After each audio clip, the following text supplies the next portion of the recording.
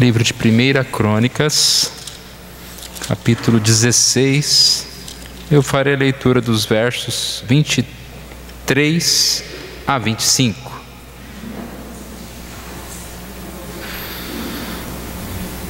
Cantai ao Senhor, todas as terras, proclamai a sua salvação dia após dia. Anunciai entre as nações a sua glória, entre todos os povos as suas maravilhas. Porque grande é o Senhor e muito digno de ser louvado, temível mais do que todos os deuses. Grande é o Senhor, muito digno de ser louvado. Vamos orar, irmãos. Pai querido, nós agradecemos a Ti por esse momento, ó Deus, pelas canções, por tudo que nós já ouvimos nessa noite, ó Deus. Mais uma vez pedimos que o Senhor fale conosco, através do estudo da Tua Palavra, ó Deus, através desta lembrança dos temas da reforma, da lembrança, ó Deus, das doutrinas bíblicas que nos fortalecem, que fortalecem a nossa fé, que fortalecem a nossa confiança no Senhor, ó Deus. E que o Senhor mais uma vez venha a nos ensinar, ó Deus, ao temer ao Senhor e principalmente a adorar ao Senhor, ó Deus, de acordo com a Tua grandeza, com o Teu poder, ó Deus. É isso que nós te pedimos, oramos em nome de Jesus. Amém.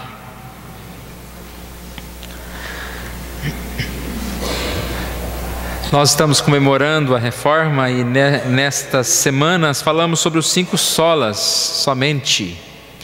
É interessante desse tema, ele não é como uma confissão de fé, por exemplo. Você fala, vamos estudar a confissão de fé? É um livro que já está com seus capítulos, com a sua pauta lá formada. Quando nós falamos de 5 solas, de 5 doutrinas que firmam a respeito da palavra, que foram utilizadas após a reforma, nós estamos falando de temas. Então, somente a Escritura, somente a graça, somente a fé, somente Cristo, somente glória a Deus. Ou seja, se você for estudar isso numa revista de escola dominical, vai ter um estudo. Se você for olhar num site, vai ter um estudo diferente. O que nós pegamos é só o tema, então não há um estudo pronto, que veio desde aquela época sobre este assunto. São temas que nós temos que levantar e temos que pensar a respeito deles. Como nós temos dito, foram temas que principalmente para aquela época se tornaram importantes. Cada um desses temas debatendo a igreja, os erros da igreja naquela época. Eu quero então terminar hoje falando sobre somente a glória de Deus, ou só lhe deu glória, mas eu quero voltar um pouquinho falando sobre cada um deles. Como nós estamos lembrando, a reforma protestante, 500 anos de reforma, está relacionado a Lutero, que afixou na abadia de Westminster as suas 95 teses. O que tinha nessas 95 teses? Era uma forma de conversar com a igreja, discutir principalmente 2 temas predominantes, que era o sacerdócio dos crentes, sacerdócio universal, e a questão das indulgências, da venda das indulgências. Ou seja, o levantamento inicial foi sobre isso, que não havia um líder, um sacerdote, mas que cada crente poderia orar, poderia buscar, ler a palavra e achegar-se a Deus. E que também não haveria como comprar a fé, através dessas indulgências, através de compras de algumas coisas que eles vendiam, relíquias, e assim a pessoa ia ficar mais espiritual porque estava comprando a fé. Então, nós vimos que a partir desse marco inicial houve toda a questão histórica da reforma e as igrejas foram surgindo em vários países diferentes, igrejas chamadas reformadas, igrejas que estavam buscando ser fiéis à palavra de Deus, à doutrina de Deus. Por isso, então, com o tempo foram surgindo esses temas, somente a Escritura, a graça, a fé, Cristo e a Deus glória. Nós falamos somente a Escritura, a questão das verdades concorrentes. Então, Lutero, naquela frase que nós citamos algumas vezes aqui, quando foi chamado a negar a sua palavra, a sua forma de interpretação, ele disse: minha consciência está cativa à palavra de Deus. Então é para deixar claro que nós devemos seguir a palavra e não seguir as verdades que na verdade, né, não são verdades, né, mas seguir o pensamento, a forma que o mundo tende a pensar. Hoje em dia a gente vê muito isso, né? O conformar-se com ideias. Surge uma nova ideia, surge uma nova ideologia e as pessoas vão todas atrás e se acham até mais espertas, né? Mais inteligentes, mais avançadas. Ah, eu aceito isso, eu aceito aquilo. Eu aceito desde que seja de acordo com a Escritura Sagrada, de acordo com a Palavra de Deus. E é através da Escritura Sagrada, por isso que somente a Escritura é que eu posso obter a salvação, a fé, o conhecimento de Deus. Sola gratia, somente a graça. Nós estudamos Efésios 2 e lá é uma passagem muito importante sobre esse tema, quando Paulo fala no começo do capítulo 2, estávamos mortos, estávamos em trevas, estávamos afastados de Deus. Aí depois ele coloca: mas Deus, sendo rico em misericórdia, por causa do seu amor. Aí ele fala sobre a salvação. E nós encontramos lá em Efésios 2:8: pela graça sois salvos, mediante a fé. Isso não vem de vós, é dom de Deus. Então nós somos salvos pela graça. A ênfase principal de somente a graça é que nós não contribuímos com nada, não são as nossas obras que podem ajudar nesse processo de salvação. Deus salva, Deus nos resgata, mesmo nós somos pecadores. E a grande explicação aqui está exatamente na questão do morto. Você estava morto, sem Cristo nós estamos mortos. As nossas obras podem ser boas obras, porque nós somos, todos nós, né, todo ser humano é criado à imagem e semelhança de Deus. Ele pratica bondade, mas as obras estão mortas, porque o espírito está morto. A pessoa está espiritualmente morta, mas quando nós tomamos em Jesus vida, nós podemos seguir. Sola fide, aqui também nós podemos aproveitar um pouquinho do Efésios 2:8, porque fala: pela graça sois salvos mediante a fé. Então nós entendemos que é a fé que vai ser o veículo que Deus utiliza para que a gente possa crer na palavra de Deus. E nós deixamos bem claro que essa fé também não é minha fé, né? É o próprio Deus que nos dá a fé. A fé ela é dada pelo Espírito Santo para nós, e ela é exercitada pelo estudo das Escrituras, pela oração, pela participação dos sacramentos. Nós somos fortalecidos nesta fé.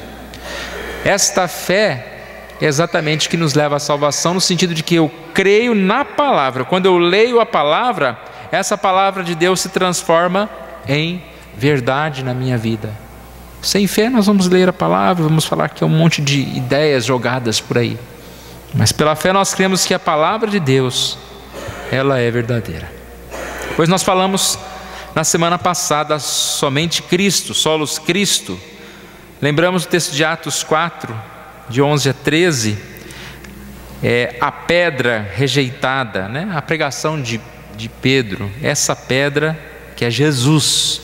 Ou seja, em Cristo nós somos salvos, é pelo sacrifício de Cristo. Cristo é o centro das Escrituras. A palavra que nos dá a salvação é a palavra de Cristo. E nós falamos bastante a questão dessa relação, dessa ligação que nós temos com Cristo, ou seja, no infundir, né? Em nós estamos juntos, ligados a Cristo, e nós somos transformados por Cristo. Essa transformação que acontece nas nossas vidas, através de Cristo Jesus. Não há salvação em nenhum outro, por isso somente Cristo. E por último, então, nós vamos estudar um pouquinho hoje, de forma um pouquinho menor, somente a glória de Deus. A glória de Deus. Nós vemos lá desde o Êxodo 20, de 1 a 5, lá nós encontramos, né? Então falou Deus todas essas palavras: eu sou o Senhor, o teu Deus, que te tirei da terra do Egito, da casa da servidão. Não terás outros deuses diante de mim. Não farás para ti imagem de escultura, nem semelhança alguma do que há em cima nos céus, nem embaixo na terra, nem nas águas debaixo da terra. Nem as adorarás, nem lhes darás culto, porque eu sou o Senhor, o teu Deus, o Deus zeloso. Só a Deus adorarás.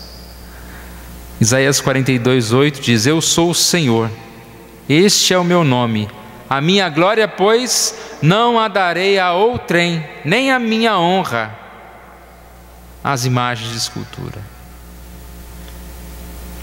Quando Jesus estava no deserto, quando ele foi tentado, o que ele disse para Satanás? Quando ele foi questionado sobre dar a glória ao inimigo, Jesus respondeu: está escrito, ao Senhor teu Deus adorarás e só a Ele darás culto. O diabo chegou e disse para Jesus, né? Tudo isso te darei se prostrado me adorares. E Jesus disse: só a Deus, ao Senhor teu Deus adorarás, só a Ele darás culto. A glória a Deus, a glória de Deus é um tema muito complexo, né, irmãos? Como explicar a glória de Deus? Por mais que nós tivéssemos palavras, né, superlativos e mais superlativos, falando sobre toda a beleza, toda a perfeição, nunca chegaríamos a explicar o que é a glória de Deus. Uma das coisas que nós podemos dizer é que nós sentimos essa glória de Deus. E eu creio que pelo que nós sentimos, nós já temos um pouquinho da ideia do que é essa glória de Deus. Mas nós vamos falar algumas coisas aqui. A glória de Deus é a beleza e a grandeza da sua multiforme perfeição. Olha essa frase. Aqui fala sobre beleza, grandeza, multiforme perfeição. Várias formas de perfeição. Perfeição nós só encontramos em Deus. Tudo que o homem faz é imperfeito. Aquilo que você fala, nossa, mas ficou perfeito. Não ficou. Olhe bem que tem um defeitinho lá. Tem alguma coisa que não está perfeita. Também não seja o chato crítico, né? Não ficou bom, não ficou bom. Não estou dizendo isso. Mas não ficou perfeito. O ser humano não é perfeito. E aí a gente pode começar a definir a separação de o que é Deus e o que não é Deus. Deus é perfeito. Porque Ele é perfeito, Ele merece toda a glória. É uma glória distinta que é dada a Deus. Deus está além de qualquer tipo de comparação. A glória de Deus pode ser vista então nessa perfeição que nós também chamamos de santidade. A glória de Deus é a santidade de Deus colocada em exposição. Olha esse texto, Isaías 6:3. E clamavam uns para os outros dizendo: Santo, Santo, Santo é o Senhor dos exércitos, e toda a terra está cheia da sua glória. O que encheu toda a terra? A santidade de Deus. E quando essa santidade se espalha por toda a terra, o que é dito aqui por Isaías?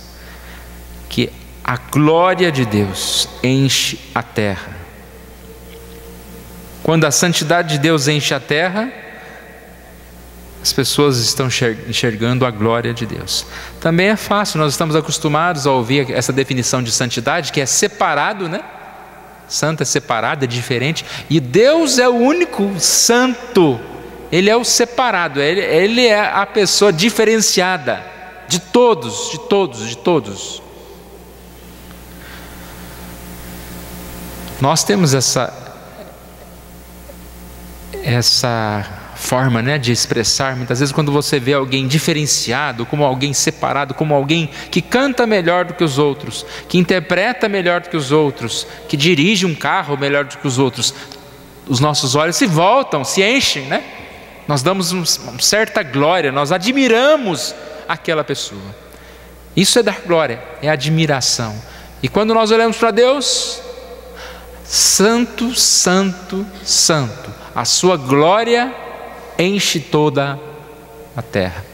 A grandeza de Deus. Deus é o único, infinito. A sua divindade o faz valioso, a sua santidade o faz diferente. Algumas outras expressões, duas: gloriosa graça e glória do seu poder. Nós lemos em Efésios 6 que fala sobre gloriosa graça.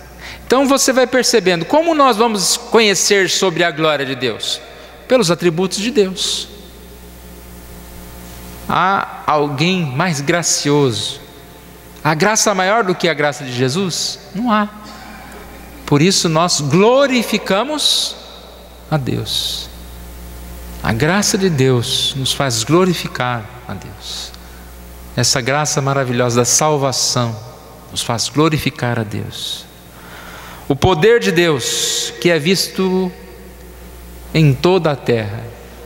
Nós vemos o poder de Deus na criação, nós vemos o poder de Deus agindo em tantos e tantos lugares, né? Até ateu fala, não, só Deus que fez isso. Porque Deus se manifesta de formas que não tem como não dizer que foi Deus. A própria criação, né?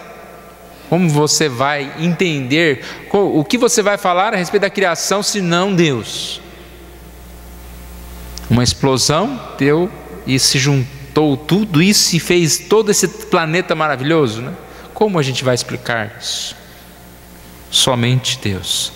Mas o que eu achei interessante, uma passagem em João 17,5, que fala a glória de Deus antes de ser revelada a criação. Porque a gente poderia falar, a glória de Deus está na criação, mas antes, ou seja, Deus é glorioso e merece toda a honra e toda a glória, desde toda a eternidade, antes mesmo de existir qualquer coisa.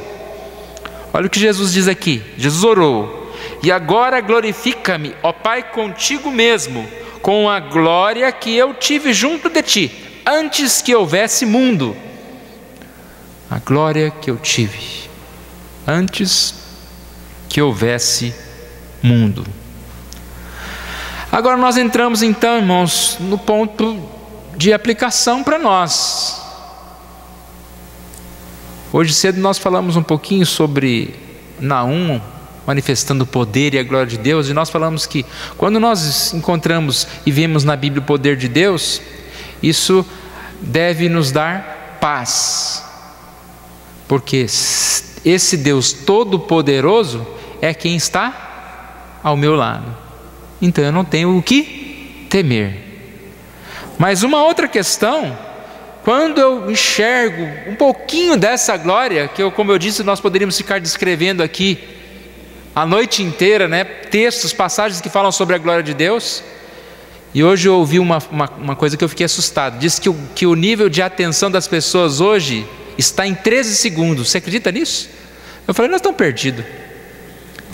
Estava falando de vídeo, né? E está baixando, diz que agora é 8 segundos. Se você assistir um vídeo em 8 segundos ele não te cativar, você sai dele, você vai para o outro, né? Mas vamos lá, tem alguém aí? A glória de Deus. O que nós fazemos diante disso? Nós descansamos, mas nós glorificamos a Deus. Nós nos curvamos a essa glória. Nós damos glória a Deus. É interessante ver o seguinte, no período que antecedeu a reforma, havia muito desrespeito a esse mandamento. Por quê? Porque a igreja estava toda cheia de pompa, sacramentos, ou seja, centrada nos seus atos religiosos, na sua forma, nos seus líderes, e havia glória a todos esses.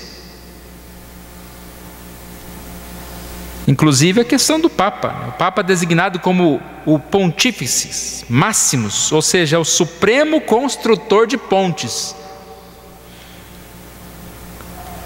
Supostamente dotado da infalibilidade. Isso é que é dar glória a uma pessoa, não? Você fala que aquela pessoa, ela é o supremo construtor de pontes. Pontes aonde? Daqui para o céu, ó. Poderosa essa pessoa. Ligação direta com Deus, e alguém que não falha, é infalível, não erra, não peca. Então o ser humano, ele faz isso. E aí naquela época havia cultos especiais a Maria, veneração de relíquias, porque isso começou a ser lucrativo. Você imagina naquela época você ter um pedacinho da cruz de Cristo? Quanto será que valia um pedaço da cruz de Cristo? Isso se tornou lucrativo, vender a glória. Aí eu te pergunto, precisa reforma, não precisa? Porque como é fácil, irmãos. Eu usei a expressão que eu ouvi numa frase do Nicodemos, deforma, né? Reforma e deforma. Como é fácil deformar. Como é fácil nós deixarmos essa glória de Deus e começarmos a colocar muitos líderes, todos cheios de seus parlamentos lá, né? Dos seus enfeites e autoridades. Aí a gente vai criando título, né? Você é isso, você é bispo, você é apóstolo, você é não sei o que, você é. E assim nós começamos a glorificar o homem, esquecendo de Deus. Fomos criados para a glória de Deus. E é interessante, irmãos, que a felicidade, ela é só encontrada quando nós vivemos de acordo com o propósito da nossa vida. Certo dia eu estava vendo um programa, acho que foi um Globo Repórter, alguma coisa assim, falava sobre profissões. Hoje em dia tem muitas profissões alternativas, e tinha um dos jovens lá que me chamou a atenção, que disse que não sabia o que ele queria fazer, que ele não tinha descoberto ainda. Então ele tinha um emprego para cada dia da semana. Assim, segunda-feira ele era pintor, na terça-feira ele era artista plástico, na quarta-feira ele era garçom de um bar, na quinta-feira ele era cada dia uma coisa. E ele falou, quem sabe um dia eu encontro, né, o meu caminho. E a própria repórter falou, de tantas reportagens que aconteceram, a palavra que mais se ouvia era propósito. Eu encontrei o propósito da minha vida. Larguei a faculdade lá de engenharia e fui abrir uma cafeteria. Rimou. Eu achei o propósito. Por quê? Porque o homem vive em busca de um propósito. E é o que nós falamos algumas semanas atrás, né? Por que há tanta infelicidade no mundo? Porque o primeiro propósito, a primeira busca do homem deve ser glorificar a Deus. A partir do momento em que eu glorifico a Deus, eu encontro o meu propósito. E as coisas que eu faço, o meu trabalho, o meu dia a dia, tudo isso é para a glória de Deus. A passagem que nós lemos em 1 Coríntios 10:31, né? Quando fala, portanto, quer comais, quer bebais, ou façais outra coisa qualquer, fazei tudo para a glória de Deus. Então, quando nós temos esse propósito de glorificar a Deus, nós sim conseguimos não comer, beber, se divertir, no sentido de qualquer coisa que a gente está fazendo, aquilo não é o propósito da minha vida, não é aquilo que dá razão para a minha vida, aquilo lá faz parte da minha vida, mas meu propósito é glorificar a Deus. Nós falamos há umas semanas também atrás, não sei se foi na classe ou na quarta-feira, uma passagem, uma frase de C.S. Lewis falando a respeito de adoração, né? Porque é difícil a gente entender o que é adoração. E ele fala aqui, da mesma forma que quando você vê, ele dá o exemplo, né, de uma obra de arte, mas vamos imaginar qualquer coisa que você goste muito, uma coisa que você vê que seja perfeita, que seja boa, seja você gosta de carro, ou um jogo de futebol, você que gosta de futebol, o que você faz diante de uma beleza extraordinária, de algo que você acha extraordinário? Então ele disse, a reação natural é primeiro parar para contemplar e depois divulgá-la. E aí vem a aplicação. Adorar é isso. Nós não falamos que a glória de Deus é imensa, é um tamanho, é maravilhoso, tudo é perfeito. Deus é perfeito. Eu paro para admirar, para buscar a Deus, contemplar a Deus. E depois eu saio anunciando esta glória, porque é aquilo que me traz mais alegria na vida, é Deus. Eu preciso anunciar isso para as outras pessoas. E exatamente isso é adorar, é louvar a Deus. Uma frase também de Eugene Peterson diz: louvor é a estratégia pela qual interrompemos as preocupações com nós mesmos e damos atenção à presença de Deus. É você interromper algo que você está fazendo para dedicar atenção a Deus. Isso é adorar a Deus, ocupar-se em Deus, ouvir a Deus. E realmente a gente percebe que essa adoração ela vai mudar, né? Nossos valores, as nossas escolhas, as nossas ações. Porque quem adora a Deus, ele vai buscar agradar a Deus. Nós adoramos a Deus agradando a Deus, valorizando as coisas de Deus na nossa vida. Então, irmãos, somente a Deus seja dada toda a glória, toda a adoração. Que Deus nos fortaleça para que a gente possa compreender isso, necessidade de buscarmos mais ao Senhor, de conhecermos a palavra de Deus, de ter como objetivo dar glória ao nosso Deus. Quando nós olhamos, como nós falamos, né? Nós muitas vezes vemos tanta preocupação nossa, a preocupação do homem hoje, não só na igreja, mas em qualquer lugar, é alegrar-se, é ser feliz, e acaba buscando nas suas próprias realizações, naquilo que ele acha que o seu coração precisa. Quanto mais nós fazemos isso, nós nos afastamos da verdadeira paz. Nós precisamos adorar a Deus, e assim nós vamos cada dia, né, nos alegrar mais, nos fortalecermos mais no caminho do Senhor. Vamos ficar em pé, nós vamos orar nesse momento. Deus querido, nós te louvamos, Senhor Deus. Nós agradecemos a Ti pela oportunidade que o Senhor nos dá, ó Deus, de ler a Tua palavra, de aprender, ó Deus, sobre essas doutrinas, sobre, Deus, temas que foram importantes no passado e que são tão atuais, ó Deus, para nós hoje. E que o Senhor Deus esteja nos abençoando, ó Pai, nos fortalecendo. Que somente a palavra de Deus, Deus, seja para nós o guia das nossas vidas. Que possamos lembrar que a salvação vem pela graça, por intermédio da fé, ó Deus, vem do Senhor, não das nossas obras, ó Deus.